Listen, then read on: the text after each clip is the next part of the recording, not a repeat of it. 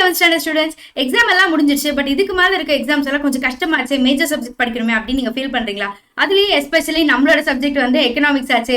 எப்படிதான் இந்த chapter complete பண்ண போறோம் அப்படின்னா, அதுக்காகவே நான் உங்களுக்கு ஒரு ஸ்ட்ராட்டஜிக் பிளான் எடுத்துட்டு வந்திருக்கேன். இந்த பிளானை ஃபாலோ பண்ணுங்க. கண்டிப்பா நீங்க நினைக்கிற மாதிரி எல்லா சாப்டர்ஸையும் நம்ம வந்து ரிவிஷன் பண்ணிட்டு தான் எக்ஸாமுக்கு போவோம். ஸோ இன்னைக்கு எக்ஸாம் முடிச்சுட்டு வந்திருக்கிறதுனால கொஞ்சம் டயர்டா இருப்பீங்க அப்படிங்கிறதுனால கம்ப்ளீட் 1 மார்க்ஸ் படிச்சிடலாம். பட் 1 மார்க்ஸ்ல book back and book inside எல்லாத்தையுமே சேர்த்து படிச்சிருங்க. எல்லா லெசன்லயும் 20 இருக்கே அப்படின்னு ஃபீல் பண்ணாதீங்க. அண்ட் புக் இன்சைடும் இதுக்காக நம்ம படிக்கிறது வந்து கண்டிப்பா 20/20 எடுக்கணும் அப்படிங்கிற அந்த டார்கெட்னால தான். ஸோ மிஸ் பண்ணாம அதை படிச்சுக்கோங்க. நான் வந்து ஆவரேஜ் ஸ்டூடெண்ட் தான், எனக்கு 20 எல்லாம் வேண்டாம் அப்படின்னு நீங்க நினைக்கிறீங்க அப்படின்னா லெஸ் எஃபோர்ட்டோட புக் பேக் மட்டும் படிச்சுக்கோங்க. நாளைக்கு காலையில என்ன பண்றீங்க அப்படின்னா 5 மார்க்ஸ் கம்ப்ளீட் பண்ணிடுங்க.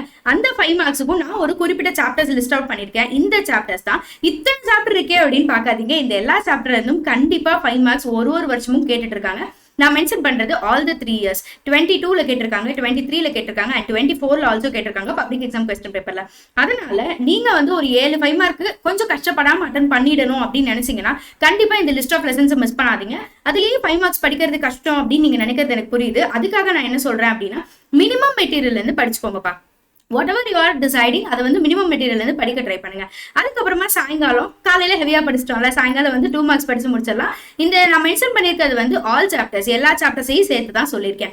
ஸோ இங்க அதுக்கப்புறமா நம்மளுக்கு ஒரு வெயிட்டேஜ் கால்குலேஷன் அப்படிங்கிறது நீங்க ஆல்ரெடி கேட்டுட்டே இருந்தீங்க. ஸோ அதனால நான் உங்களுக்கு எடுத்துட்டு வந்திருக்கேன்.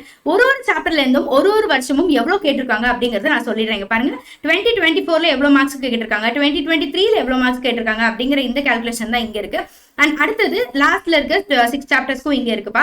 நான் அதிகமா இருக்கிற சாப்டர்ஸ்க்கு மட்டும் கொஞ்சம் ஹைலைட்ஸ் பண்ணியிருக்கேன். பட் வருஷம் ட்ரெண்ட் மாறிக்கிட்டே இருக்கு. இந்த இடத்துல இம்பார்ட்டன்ட் இல்லாத சாப்டர் இங்க இம்பார்ட்டன்டா மாறி இருக்கு. ஸோ அதனால இதை வச்சு நம்மளால எதையுமே டிசைட் பண்ண முடியாது அப்படிங்கிறதுனால தான் நான் எப்பயுமே உங்களை சேஃப் ஜோன்ல படிக்க சொல்றேன். அண்ட் அதே மாதிரி 19th நம்மளோட லாஸ்ட் டே அன்னைக்கு நம்ம காலையில கம்ப்ளீட் 3 மார்க்ஸ் படிச்சிடலாம். 3 மார்க்ஸும் வந்துட்டு ஆல் சாப்டர்ஸ் தான் நான் இங்க மென்ஷன் பண்ணியிருக்கேன். சாயங்காலம் வந்து எல்லாத்தையும் கம்ப்ளீட்டா ரிவிஷன் பண்ணி முடிச்சிடலாம். டயக்ராம் ப்ராக்டிஸ் பண்ண வேண்டியது இருக்கு, நம்மளுக்கு PYQs ப்ராக்டிஸ் பண்ண வேண்டியது இருக்கு, ஹாஃப் இயர்லி குவார்டர்லி மாதிரி உங்களோட டேர்ம் எக்ஸாம் பேப்பர்ஸ் மாதிரி எல்லாத்தையுமே இன்னைக்கு நீங்க வந்து சாயங்காலம் ரிவிஷன் பண்ணிக்கோங்க. அண்ட் முக்கியமா உங்களோட ரிவிஷன் வந்து கீ பாயிண்ட்ஸ் ஆகவும் ஒரு மினிமம் மெட்டீரியல் ரிவிஷன் ஆகவும் மட்டும்தான் இருக்கணும். ஹோல் புக்கை படிச்சுட்டு டைம் வேஸ்ட் பண்ணிட்டு இருக்க வேண்டாம். அண்ட் நம்ம இன்னைக்கு படிக்க போற இந்த 1 மார்க்ஸையும் சேர்த்து அன்னைக்கு ரிவிஷன் பண்ணிக்கோங்க.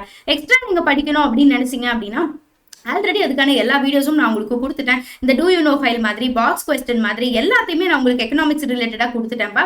அது எல்லாத்தையும் கண்டிப்பா யூட்டிலைஸ் பண்ணி எக்ஸாமுக்கு முன்னாடி எல்லா போர்ஷனையும் தரவு பண்ணிட்டு போகலாம்.